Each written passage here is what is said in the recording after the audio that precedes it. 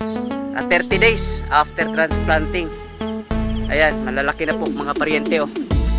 Ayan oh. Medyo ibang-iba po yung kulay po niya ikumpara po doon sa ano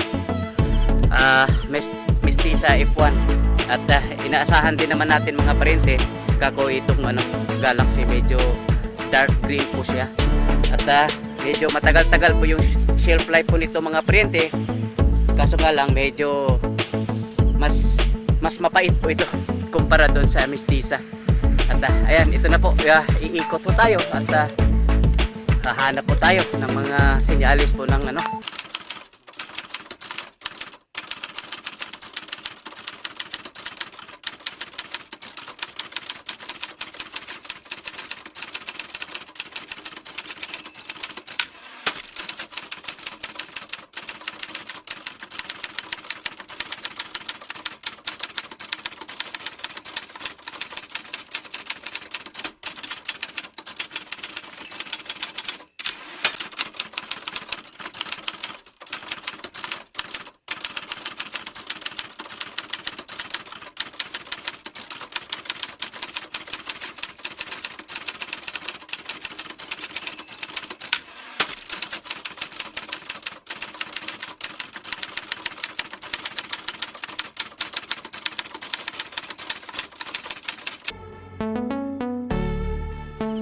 Yan mga paryente, isang magandang umaga at mabuti na lang nagpapakita na po yung araw. Yung nangyayari po raw dito mga paryente, ngayon pong ulan sa bandang hapon na po umuulan. Lagi na lang daw umuulan sa bandang hapon. Yung hiningi lang naman po natin paminsan-minsan dalawin lang naman tayo ng ulan, pero ang nangyari po mga paryente, araw-araw bandang hapon daw umuulan po rito. Kaya yung po ating may punla po tayong talong doon po sa ating nursery, mayroon pa pong natitira kasi ito po nalagyan na po ito. Mga talong po yan, yung katabi po nito, yung dalawang plat na yan, mga talong po yan mga paryente. At saka mayroon din pong talong doon po, pero mayroon pa rin maraming talong na punla natitira doon po sa ating nursery. Ayan, update po tayo ngayon mga paryente dito po sa ating ampalaya. Ito na po, ito po yung 30 days after transplanting. Ayan, malalaki na po mga paryente oh. Ayan oh. Medyo ibang-iba po yung kulay po niya ikumpara po doon sa Mestiza F1. At inaasahan din naman natin mga paryente kako itong Galaxy, medyo dark green po siya. At medyo matagal-tagal po yung shelf life po nito mga paryente. Kaso nga lang medyo mas mapait po ito kumpara doon sa Mestiza. At ayan, ito na po, iikot po tayo at hahanap po tayo ng mga senyalis po ng mga sakit. Kaya para naman po maagapan kaagad. Ang dami na pong bunga mga paryente oh. Ayan, mayroon lang mayroon nga siguro pipitasin na po.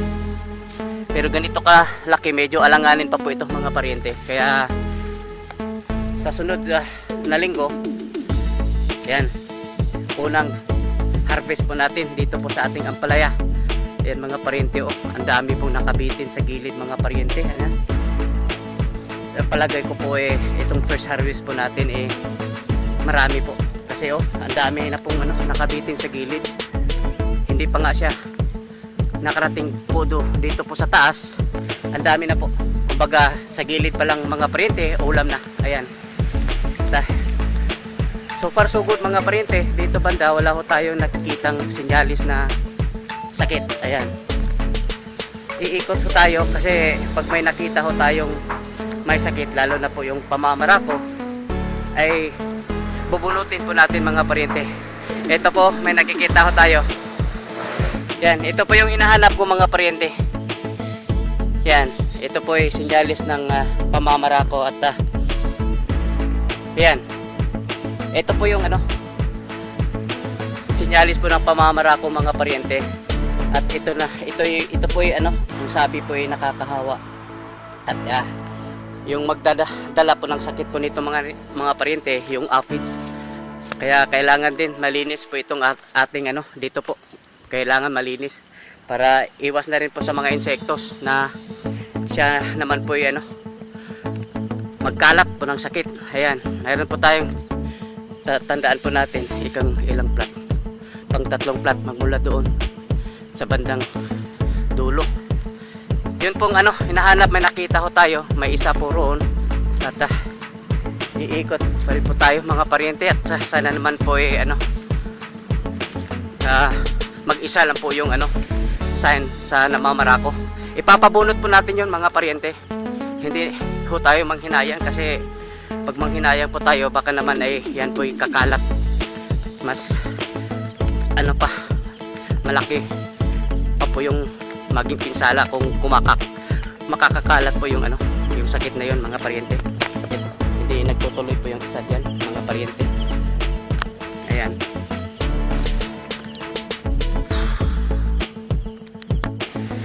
Ayan mga paryente, dito ho tayo ngayon sa ating kalabasa.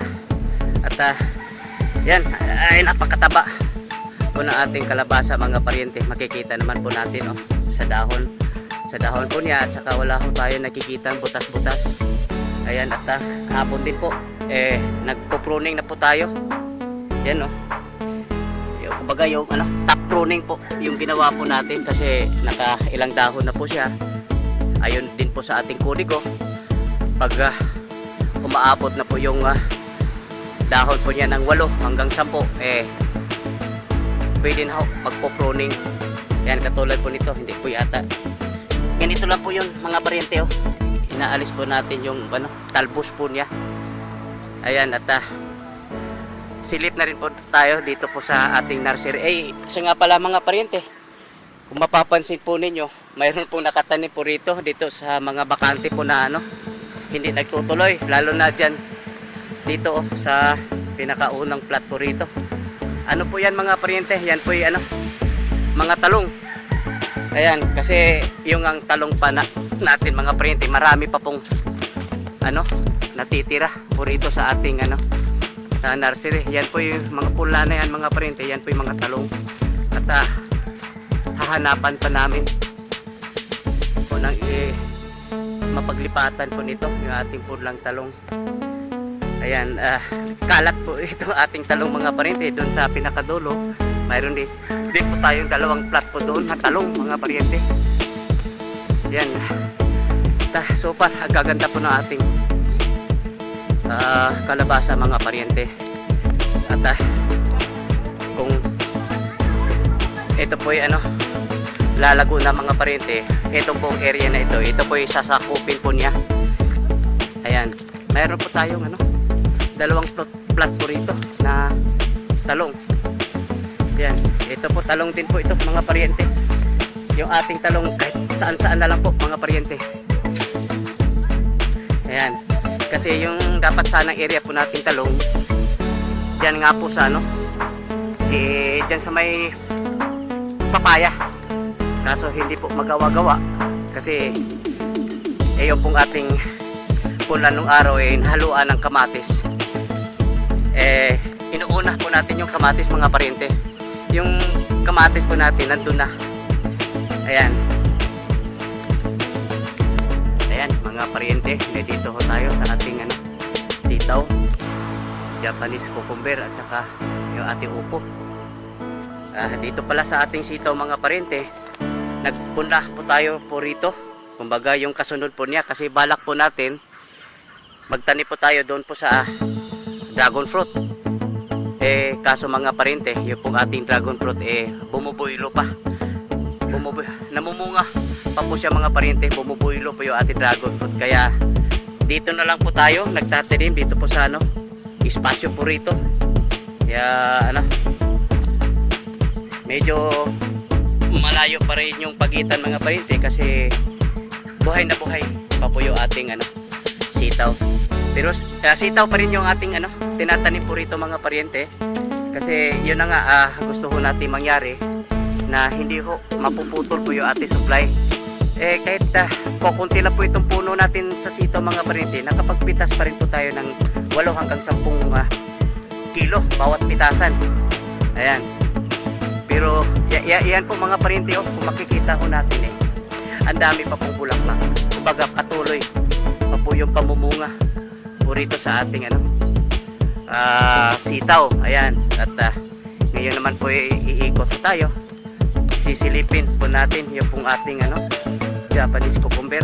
Yung ating Japanese cucumber mga parente, ano lang po yung dalawang tudling lang po yung ating Japanese cucumber. Ayan, nandun po, at yung tudling po niya medyo hindi kahabaan, hindi katulad po dito sa sitaw po natin, mahahaba po yung plat po natin dito. Ayan,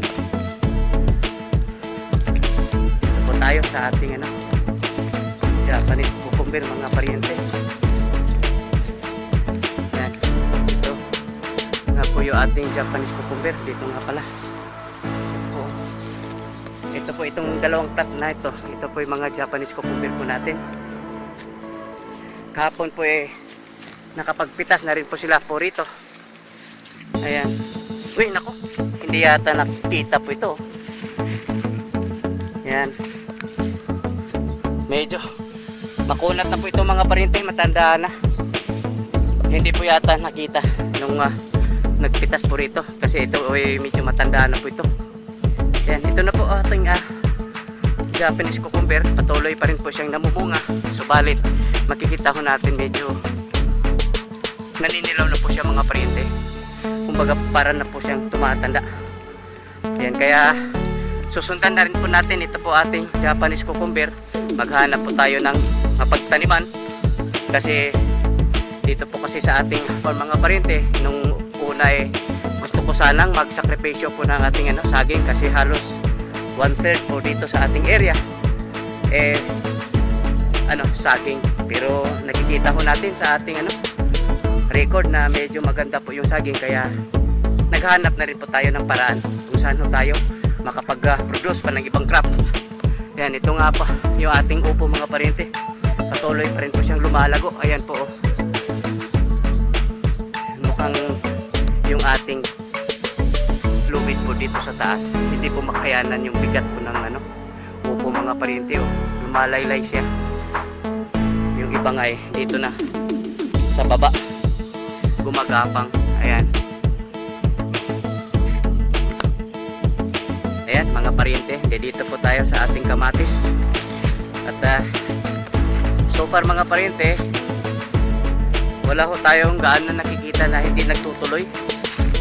Ayan, at yung pagkakaalam ko pa naman itong kamatis mga pariente, parang ayaw po itong mababawad sa tubig.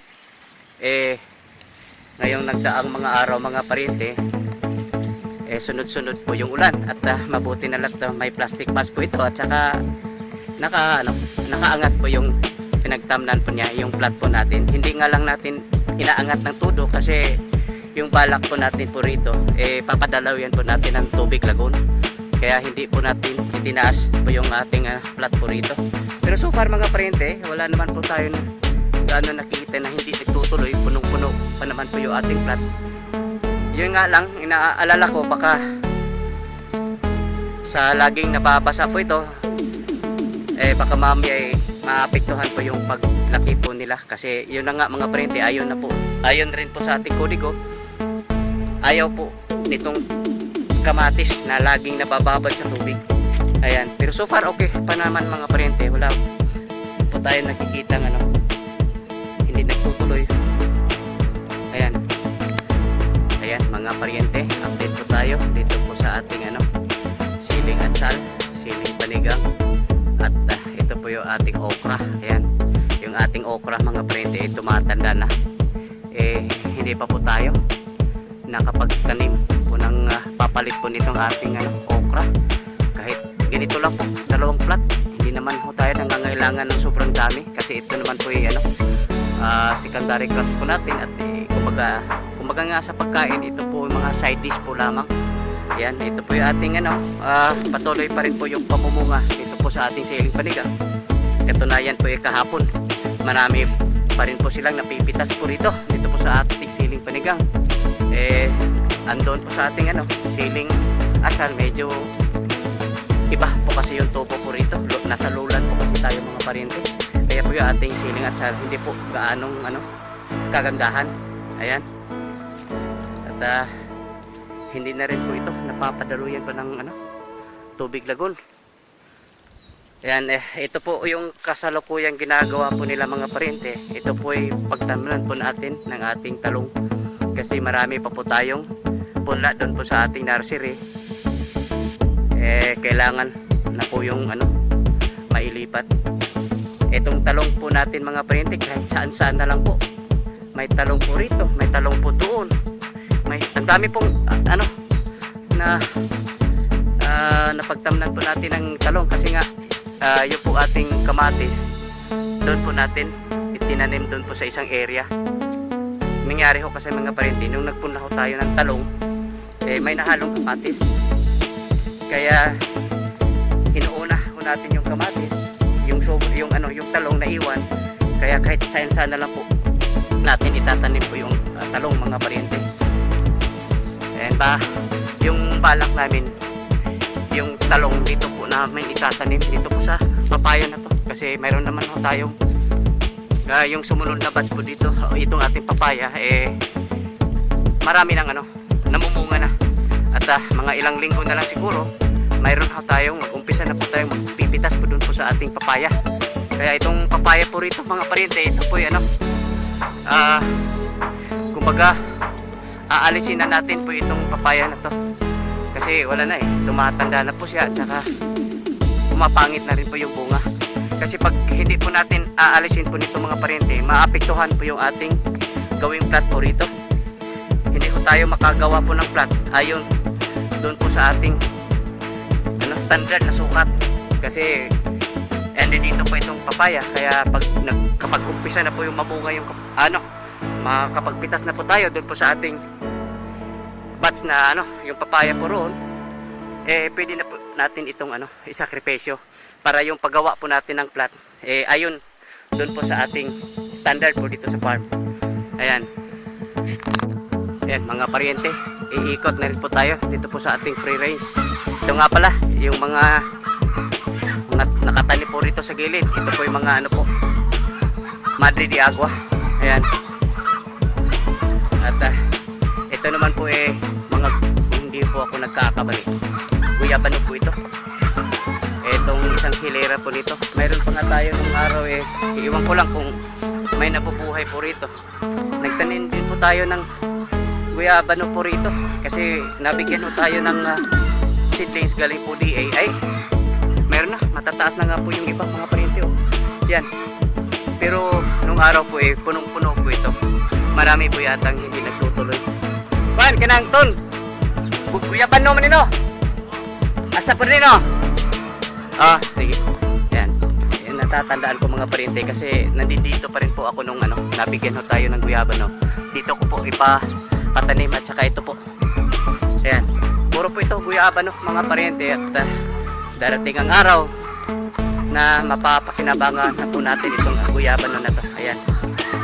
Pasok po tayo dito po sa ating free range mga paryente kasi gusto kong makita yung pong ating incubator po doon kasi sobrang baba po ng hatching rate po ng ating incubator. Ito nga pala yung po ating layers mga paryente. Medyo makapal-kapal pa rin po yung ipa po niya, pero hindi naman ito ipa. May halong po mga parinti, yung parang coco wire, yung pulot mga parinti. Yan ito naman po yung ating breeders. Ayan, at yan po yung ating mga range area sa ating grow out. At dito naman po yung ating mga dumarami. Pasilip na doon sa ating record kasi mukhang dumarami na po itong ating native mga parinti at mayroon pa rin naglilimlim po doon. Yan naglilimlim, ang dami po mga parinti naglilimlim. Kaya kailangan na nga po ito mababawasan. Ayay na may murag nagdungoy-dungoy dito. Kailangan mailis po yung isa na yan, ilagay po natin sa hospital. Yung po parang may sakit. Ayan. At silipin na rin po tayo. Yung ating ano, silipin na rin po natin yung pong ating asola. Kung patuloy pa rin po bang lumalago po yung ating asola, mga paryente. At dito nga pala oh, itong walkway na ito mga paryente, mayroon po tayong mapagkukunan na yung mga doon sa kabilang farm, mayroon po doong inaalis na mga ano, flooring, yung mga concrete flooring po doon. At hiningi na po natin yun mga paryente, kaso lang hindi pa po nadala po rito. Eto, maayos na po ito. Ito pong ano, lalo na pag tag-ulan mga paryente, napakaputik po rito. Pero mayroon na po tayong mailagay po rito na kumbaga gawin po nating footpath po yung mga paryente, yung pong ano, concrete flooring po doon sa kabilang farm. Ayan, ito na nga pala yung po ating azola mga paryente. Lumalago pa rin po siya, puro mukhang ano ang dami po yatang ano, punong-puno. May tanong nga kung ano, nabawasan po ba ito, kasi mahirap na po ito mga paryente pag ano pag ito katulad po nito may 4 na ponds na punong-puno, hindi na po ito pwedeng ano, isang harvestan lang, ang dami po nito. Dapat sana bawat harvest isang pond lang para makapag-harvest po tayo araw-araw. Ayan. Yan, diretso po tayo sa ating incubator po mga paryente. Titignan po natin yung kung mayroon po bang bagong napisa po riyan. Titignan po natin kasi buti na lang mga paryente, nakahanap na po tayo ano, yung pong isang sirang ano po natin dyan, incubator. Nakahanap na po ako ng ano, mapagbilhan po ng ano, yung pong aning, yung fan po nito mga paryente, yung pong sira. Mas maiging nga sana mga paryente no, palitan po sila para hindi po masyadong ano, itong isa medyo makapagpahinga. Dapat palitan po ito. Ayan. Naku, medyo hindi po yata ano bumabalik yung po ating nako, tingin ko po hindi po ito. Iba't ibang patch po ito mga paryente, kasi may mga maliliit pa tapos mayroong malalaki. Sa palagay ko po ito po bali dalawang batch